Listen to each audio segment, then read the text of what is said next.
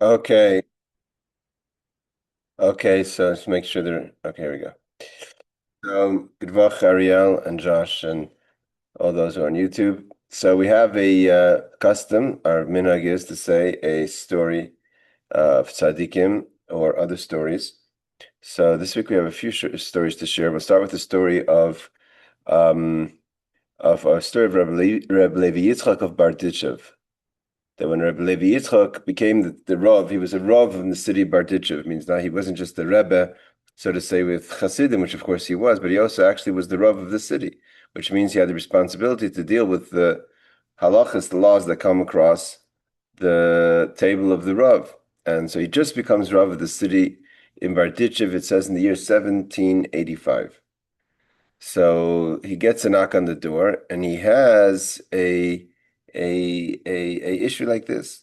A very wealthy, well-known merchant from a neighboring city comes to Rebbe Levi Yitzchak and he says he has a taina, he has a claim, he has a case. The case is that he had a very, very, very mamish best close friend in the city of Barditchev. And they besides for being close friends, they also had business relations together. And he was one of the things this person was. He was a merchant of honey. And honey is a commodity, as we know. So commodities, the prices go up and down. So he bought a lot of honey to take to the fair, to the market. And when time he got there, the price of honey tanked. So he didn't feel he wasn't desperate because he was a business person and he didn't want to sell out of being desperate. So he figured he's going to hold on to the honey. He figures the tide's going to turn, and the price of honey will go back up, and then he'll make his profit. So he decided to hold, but he needed to store his honey. So he went to his very, very dear friend in the city of Barditchev. He was from Hemelinik. So he decided to go to his friend and asked him. He knew he had a great amount of storage, also a big business person. He said, "Can I store it by you?" He said, "Sure, no problem. When you want to sell it, come pick it up." And they had no agreement because they were very close friends. It was all word of mouth. It was, just a handshake or agreement or just this, quickly, I'm leaving my honey by you. So, but he kept on waiting for the prices of honey to go up, and the honey prices are not going up. Finally, the prices rise, and he goes, but at the time the prices were rising, and he's ready to sell, his very close friend had passed away. Now the barrels or the buckets of honey were now in the hands of his of the children, means the Yorshim, right? So he says to the Yorshim, he says, your father, we're close friends. I stored my honey by him. I want to pick it up to sell it. So the Yorshim say, our father never told us anything about that. We don't know. We have honey, but we don't know that it's yours. And there's no proof. So he went to the court case. He went to the Rav, to Rav Levi Yitzchak. And so Rav Levi Yitzchak is thinking two things. He says, I have to wait. I have to see. The problem is that the law is very clean cut, meaning to say, even if there's two problems. Problem is number one is the person was a very respected person. No one would ever suspect this person. He wasn't in financial need. No one would ever suspect this person to be a non-straight business person. So if he said that he stored the honey, chances are maybe he did store the honey. And chances are the father never told the children. And so the children didn't say it's not your honey. They just say, we don't know it's your honey. But the halacha is also clear. The halacha is you can't take from Yarshim. You can't take from Yisraelim, from orphans without proof. Or at least a shavua, and they can't accept it because they don't know. So he's thinking to himself, why would such a simple case be put in front of him? It's so clean cut, and his first case is Rav. And also he was wondering, why would God have made him such a situation where he's going to have to pass in a law, and it's going to be the halacha is going to be right, but he knows everyone in the community is going to be like, what's going on? This person surely is not lying. Everyone believed him. He had a good reputation. So he was thinking and thinking. He says, I need some time to think.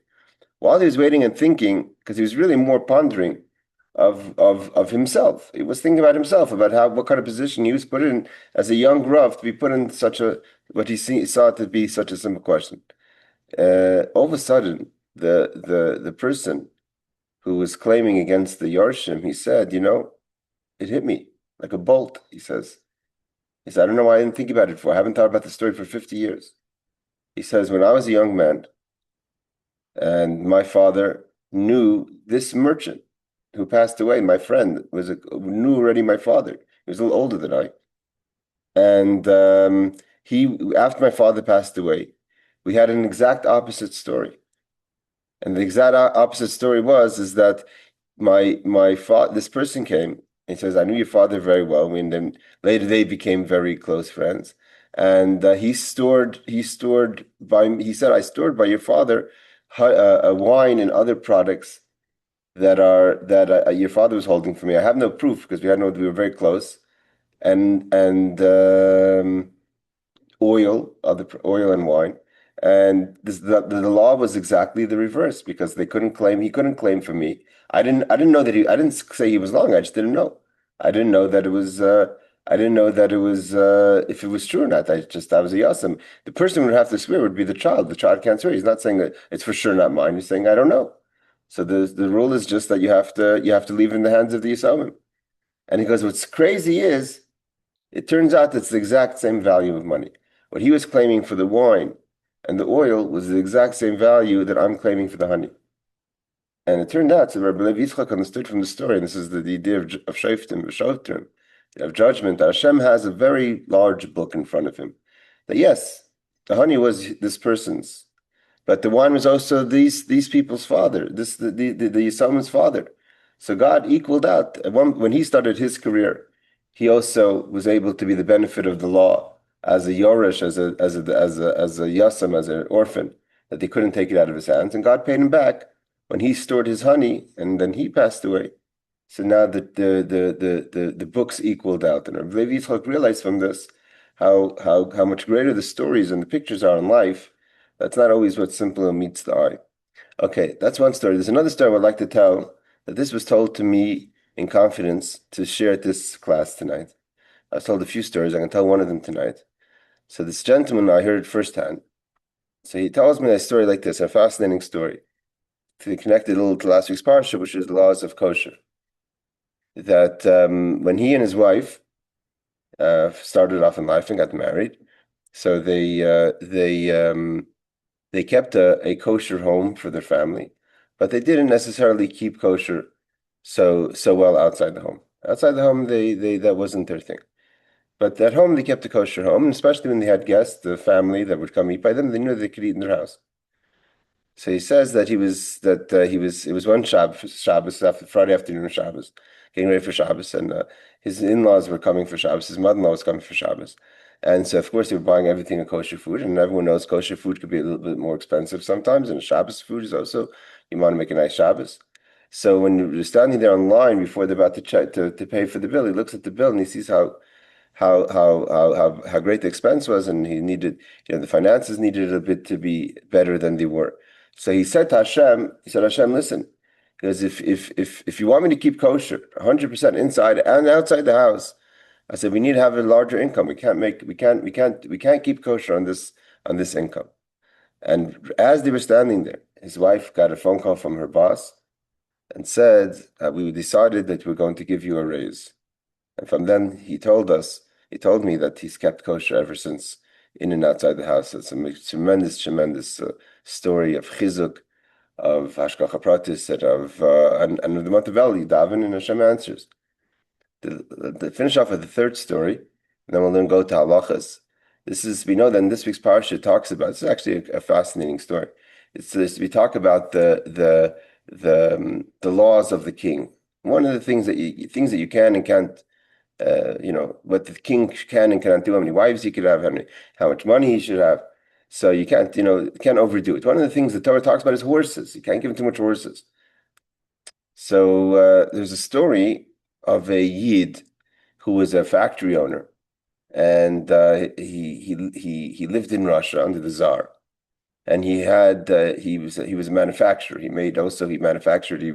He had a boat yard, and he would make ships for the Tsar's navy, and he had many employees. Of course, when you make ships, you need a lot of employees, and he had a lot of employees, and he was very wealthy, and his employees were all primarily non-Jewish, who were tremendous, as the Russians are and were, tremendous anti-Semites, and they hated the fact that they worked for a Jew. Just had a story in America. Someone says he's not going to work for a Jew. So they hate the fact that they had to work for a Jew. And they couldn't take, they hated their boss. They hated the fact that he was Jewish. They hated the fact that they had to work for a Jew.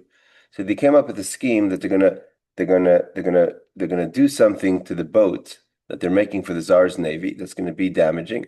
And then they're going to report that the boss is asking them to cut corners at the safety of the ships, of the vessels, that could cost tremendously. Besides, it's taking money from the Tsar, so it could cost the Tsar in battle. And they reported, and their case was, they did all the testimony, and they all kept together, and it was taken very seriously. And a big court case was set for that date, for a certain date, and he was going. It could have been really, really horrible for him, his family, and of course for the Jewish community, because it would reflect on the Jewish community. So he did not do. He tried all kind of ways to try to get out of this, to prove that he was innocent. It wasn't true, and nothing was working. So he went to the Alter Rebbe. The Alter Rebbe, Shnei Zalman of Ladi, the first Lubavitcher Rebbe. He's thinking. He says, "Okay, I need you to listen to me exactly and do exactly what I said." He said, "I need you to go to the stables. I need to go to the stables and buy the best quality horses. Get 4 mamish. Don't be cheap. The best that money could buy, the best quality horses. And then you have to go to the wagon stores and buy the finest wagon that money could buy. And you need to take the horse and buggy and go to Petersburg, where the Tsar was spending time, and drive around the palace, up and down, until someone's going to come out from the palace and offer to buy your horse and buggy.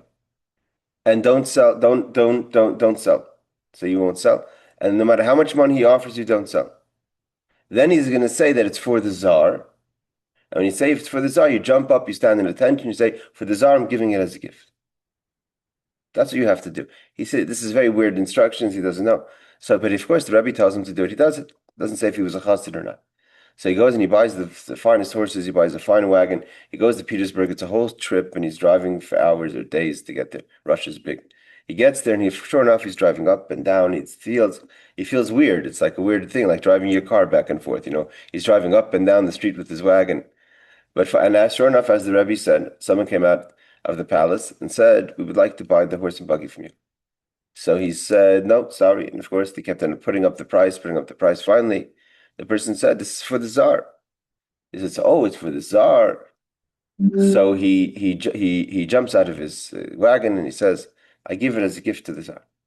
But he didn't notice is that the Tsar was watching this whole thing from the window. And the Tsar gets the gift, and he's very troubled by why would the Jew, he also wasn't a lover of the Jew. Why is the Jew trying to bribe me with horse and buggy? He was a little confused. But then he thought to himself, he says, the name sounds familiar. And then he remembered that this is the name that came across his table of a court case against a government contract, that it came to his attention that there was a judgment that he was selling faulty ships to the Tsar. So he decided, you know what, let me investigate a little more. And after further investigation and stronger interrogation of the witnesses, they all admitted their guilt, that it was a scheme and it was an anti-Semitic libel, and he was set free. Of course, the case was dropped, and no. So he went back to the Alter Rebbe. He was so amazed. He went back to the Alter Rebbe to thank the Alter Rebbe for such a great miracle. So the Alter Rebbe smiled and says, it wasn't a miracle. He says that this week's parsha tells us that you have to be careful about buying too many horses for a king.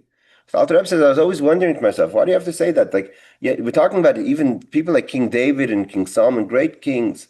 That what do you have to tell them? Don't buy, don't take a airplane from Qatar. Don't take a. I mean, it's obvious. I mean, they're bigger than that. You have to tell them not to take horses. I mean, the horses it's fair. Why do you have to tell King David not to have too many horses? So the Alter Rebbe says, obviously, in Torah knows that a king has a very, very strong desire for horses for whatever reason. That's something that triggers a desire by horses. They see horses, they go wild. No pun intended. They see horses, they go wild. They need to have the horse. They're very excited if Qatar gives them a plane. So I figured that if go with horses, and the Eibush, they would already figure it out how you're going to, because the Tsar is going to want the horses if he sees them, and then already you could be able to work out the case. All right, so those are our stories for tonight. Thank you very much, everyone, for joining. Now let's learn a little bit of halacha. Hold on, let's bring up the page. So I'm going to know the laws of Sefer Torah. So let's go here. It's chapter 23. Here we go. So it says like this. I'm going to finish off actually with a story that I wanted to tell as well. So we'll learn a little bit and some one more story. It says like this. Okay, here. I believe we're holding Tezvav 15. B'tanya Sibur on a fast day, Kishakoyin Veichal, Ein Koyin La'alis L'Torah Elamish Masana. If we have a fast day and we call up someone to the Torah, only someone who's fasting should get an aliyah. If you're not fasting, I think we've done this before. We'll just read it quick. V'im ein kan koyin acher el zeh she'ein misana, or she'ein b'dayit lahashlim. Koyin Yisrael levim koyin. Then even if there's a koyin, he's the only koyin in the room. Never we would call Yisrael if there's no Levi in his place, even if he's there because he's not fasting. But if Sheitza Kohen Basic Knesset, it's better to leave the shul. If there's another Kohen, then he doesn't have to go out because the other Kohen gets the aliyah. And the idea should let Yikro, that he should let them know, don't call me up, call up the other Kohen.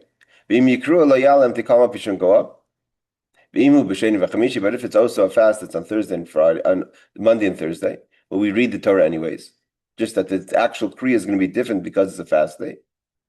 Even though we're not reading the reading of Monday and Thursday, which we read the Parsha Shavua, we're reading the special reading for the fast, and this person is not participating in the fast or doesn't plan on completing the fast. Even Sha'atu is man Krias HaTorah. So, because anyways, it's the day of the Sefer of a reading, and if he didn't leave the shul and they called him up, he should go up to the Torah. Okay, we're not going to do the footnotes because we did this the halacha last week. Now it's like this. Let's say someone lives in Eretz Yisrael, Eretz HaKodesh. Where there's Yom Tov only one day, Milvad Rosh Hashanah, aside for Rosh Hashanah. And he's spending the Yom Tov in Chutz La'aretz. And he's in the shul the second day of Yom Tov, where they're reading a special reading for Yom Tov, but doesn't apply to this person because this person's only keeping one day. According to those who, when they travel, they keep the days of how they are. There's different customs. Halachos, if you keep 1 day, 2 days, but that we're not going into that discussion. We'll get there when we learn halachos Yom Tov. But right now, the person is keeping only 1 day, but they're reading the Torah for the second day for those who live in Chutz La'aretz.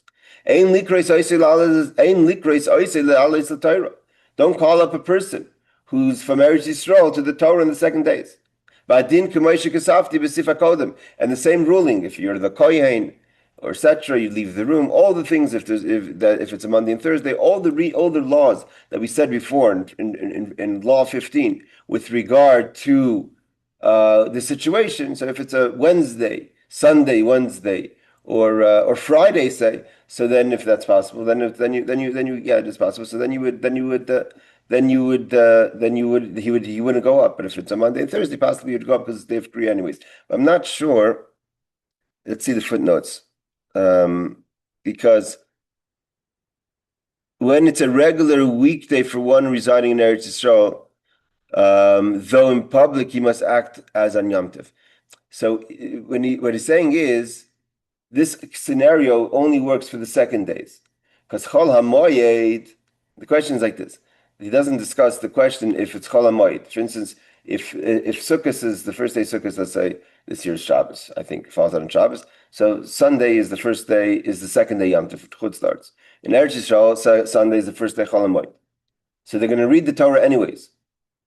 So also depending on, but the reading is going to be different. It's going to be a reading for the Chol HaMoed, not the reading for Yom Tov. But it also depends on what Yom Tov. Some Yom Tovs the Chol HaMoed is the same reading in Chutz La'aretz. So it's not always applicable. So maybe therefore Chol HaMoed, if anyways there's a reading, even if it's not the same reading, that because you would have a reading, then you could go up. It seems like he says from the footnote that this applies to the last days of Yom Tov or Shavuos, where let's say 7th day of Pesach, 8th day of Pesach, or the final day of Simchas Torah, where by you, if you were in Eretz Yisrael, be weekday, not even Chol HaMoed. So then there's no Kriya. If there's no Kriya at all, you shouldn't go up for the aliyah or the second day Shavuos. It doesn't say what the scenario would be in the first days of Yom Tov when it's Chol HaMoed and it's not Yom Tov. But because I think only on Pesach, I have to check the Siddur, I forget. Only on Pesach, the Kriya could be different. Okay. 36. See, what are you talking about? The rules starts with the previous paragraph. See, Sharim Mitzuyanim Halacha for a completion of the various opinions regarding this situation. Okay, so he gives there's more opinions, but what we've discussed basically is that if it's Monday and Thursday, you could go up if you're being called. If you're a kohen, you should leave the room. Preferably even leave the room if it's Monday and Thursday. And if it's not a Monday and Thursday, you shouldn't even go up. But it could be that the Shir Mitzion Halacha break it down a little differently. He says we should check there for more information. Okay, Summa. What about a blind person? Can a blind person get an aliyah? Summa noigin l'kroisai. The custom is that we do call up a blind person, even though they can't see the Torah. Even though the halacha is the things that are written, also the kroisim read it by heart. Mikol makom izman hazed today. Kimin shekoyra koyra lefanav muta. Today the Baal Korah reads. Once upon a time, and still certain Sephardic customs are that when you got an aliyah, the person who got the aliyah read. But by Ashkenazim, surely, and even today, most Sephardic minhagim is that there's a Baal Korah. Baal Korah is the special person who reads. So the blind person doesn't. It's not. Could have a Baal Korah read. Benoigin sheim medaktakim im hu talmid chacham oy am haaretz mistama yochel likrayim makoyra. And he says also we don't have to check if it's a blind person who's a talmid chacham, so therefore knows the Torah or not. But you could read it with the Baal Korah because the Baal Korah is reading it. You could read it with him. So they basically that you should read it with the Baal Korah even if you're blind. Okay, God forbid. Let's do one more halacha. Im heru la'oila ha'makim shikru beirach. Let's say you show the person who's getting the aliyah the place to he has to make where they're starting to read from. And then they realize that he showed him the wrong space. This is where the aliyah starts. There's another place we have to start. Whether they start to read. Is chilu if they haven't started to read yet.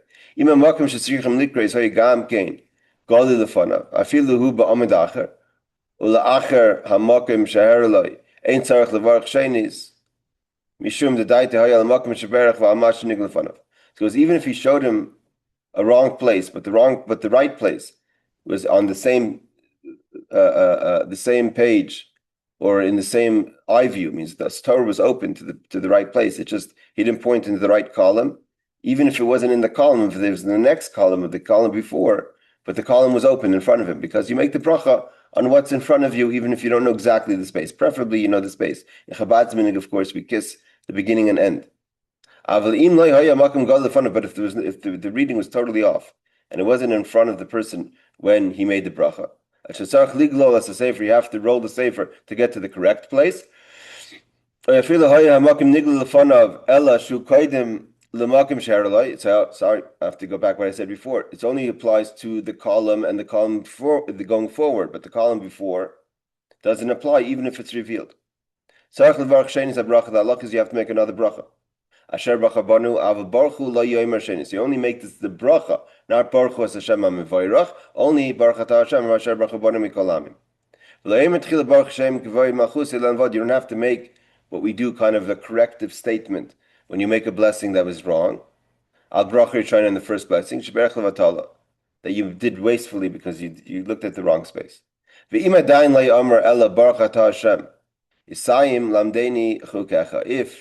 you said Baruch Atah Hashem, and then the person realized they made a mistake, so just finish off Lamdeni Chukecha, which is a pasuk, and then you could rate the proper blessing in the proper place. So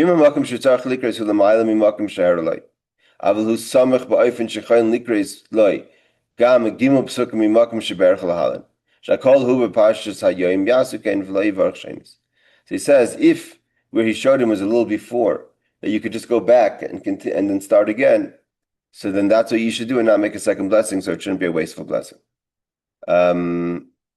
Let's see the footnotes 37 and 38, I think, right? 37, 38.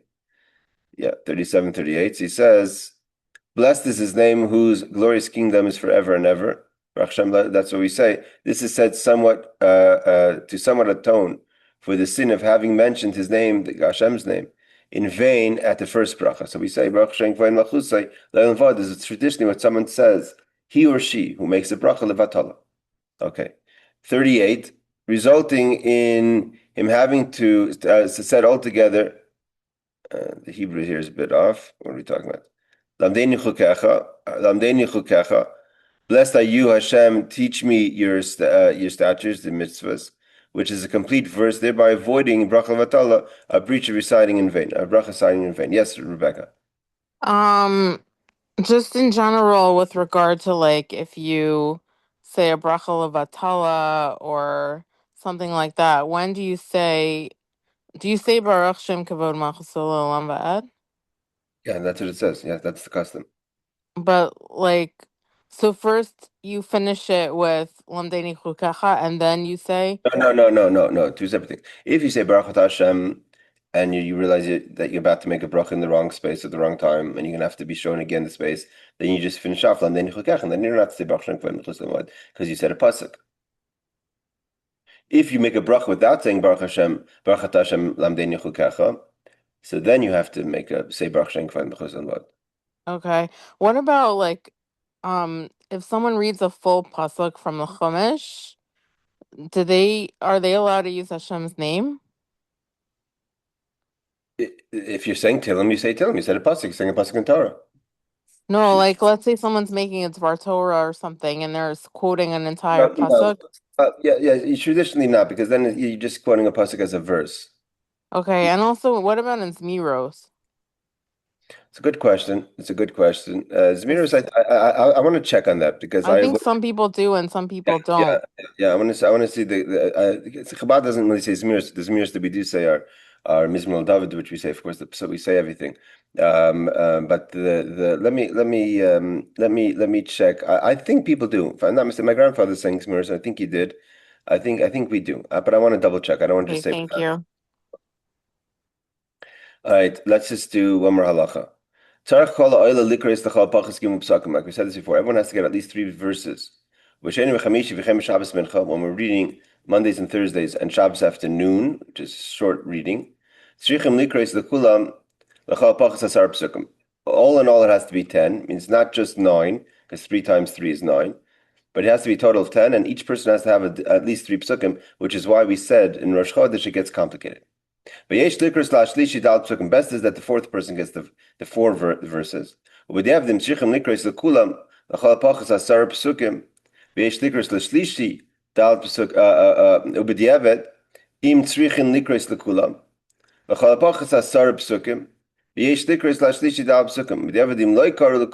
psukim. Lekulam psukim. So he says we should read the minimum of 4 verses for the third ola. If it happens that in all only 9 verses were read, so then I think there's a printing mistake. Hold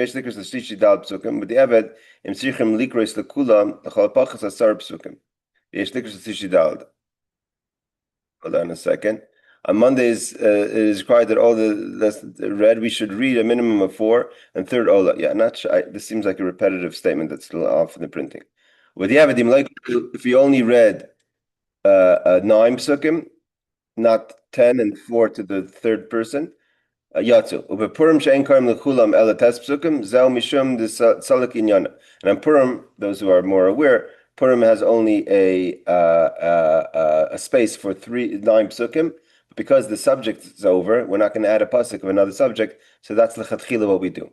Okay. Or have the Bali Korah read for him as in the present custom. So either the Ola reads, or of course the Baal Korah reads, is what we do. Just pointing out the obvious. Some allow, he says, 3 verses to be read, even I guess lechatchila. 41 on Purim, the holiday commemorating our victory over Haman, a descendant of Amalek, we read the attack of Amalek upon us in the wilderness, which is Exodus 17, 8 through 16. That chapter contains only 9 verses, and therefore we only read the 9 verses. We do not read 10 verses, because then we would have to take a verse from beginning or the end. I think it finishes the parsha in Bishalach, and therefore that doesn't make any sense. All right, everyone. I want to wish everyone a Shavua Tov. Thank you for joining. Thank you for those who contribute stories. All the best. Take care.